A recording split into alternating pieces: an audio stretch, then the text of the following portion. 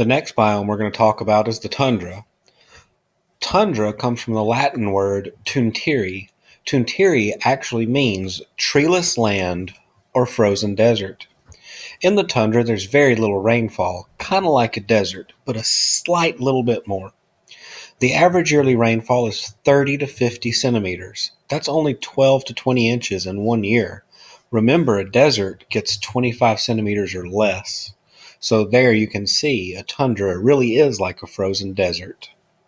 The average temperatures in the summer are around 54 degrees Fahrenheit, which is pretty cool, pretty chilly. In the winter, it can get below zero at negative 25 degrees Fahrenheit. There's a very important vocabulary word you need to look at called permafrost. Perma comes from the word permanent, and frost means frozen. If you look at this picture, do you see this guy right here? That's me. Just kidding, that's Miss Sparks. Look at that guy, and then look how much of the soil is actually permanently frozen on this cliff right beyond the guy. That's got to be 30 feet of permafrost with a very thin layer of soil. Summer is extremely short and it's only 1 to 2 months long. The primary species of plants here are moss and lichens.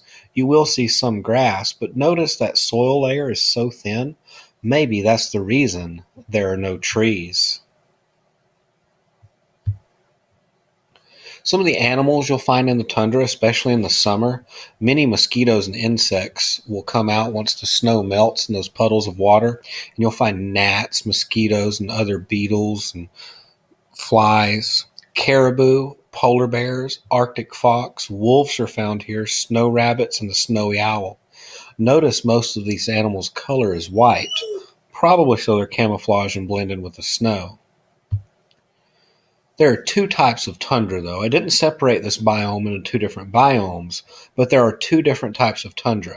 I do want you to know that the polar tundra is the northernmost biome. It's furthest away from the equator. It's in northern Canada, really high up north, Greenland. The plants that are found here are small shrubs, weeds, lichen, and moss. Here's a musk oxen. The other type of tundra is called the alpine tundra. Alpine simply means mountains. So these are in very high elevations like the Himalayas in Asia, the Rocky Mountains in North America, the Alps, Scandinavian mountains in Europe. Again, in the alpine tundra, there's going to be lots of snow. You'll see the mountains here. It's just above the tree line. Do know that this right here with these pine trees is the coniferous forest or taiga. Just beyond that is the alpine tundra. So these would be very close on a world map. Taiga, tundra. As you'll see here, the polar tundra is in northern Canada, Greenland, way up here in Siberia, northern Russia. Then you have the mountainous or alpine tundra and all the mountain ranges. Very cold, high in elevation. Do note that Antarctica, some textbooks call a tundra. However, it's really a desert. This biome is furthest away from the equator. It's the northernmost biome. Some of the environmental issues that the tundra faces right now is global warming. Global warming is basically our Earth is increasing in temperature by about 2 to 5 degrees in the past 20-25 years. The polar ice caps are starting to melt, glaciers are melting. This is destroying much of the habitat and land that these animals live on, and they're becoming in danger of extinction. Here you see an iceberg or a glacier that's melting and just falling off into the ocean. Land mass is being destroyed. I'll give you about 3 to 5 minutes to copy down the short, sweet notes on your Freyer model. This is one of your last terrestrial biomes I'm going to go over. I will go over an estuary next. Remember, if you want to go back and watch any of these videos or look at the slideshow for more videos, please do so, and you need to study 15 minutes every night. Again, this is the northernmost biome. It's just above the taiga or coniferous forest. You'll only find simple plants like moss, lichens, shrubs, weeds, and grasses.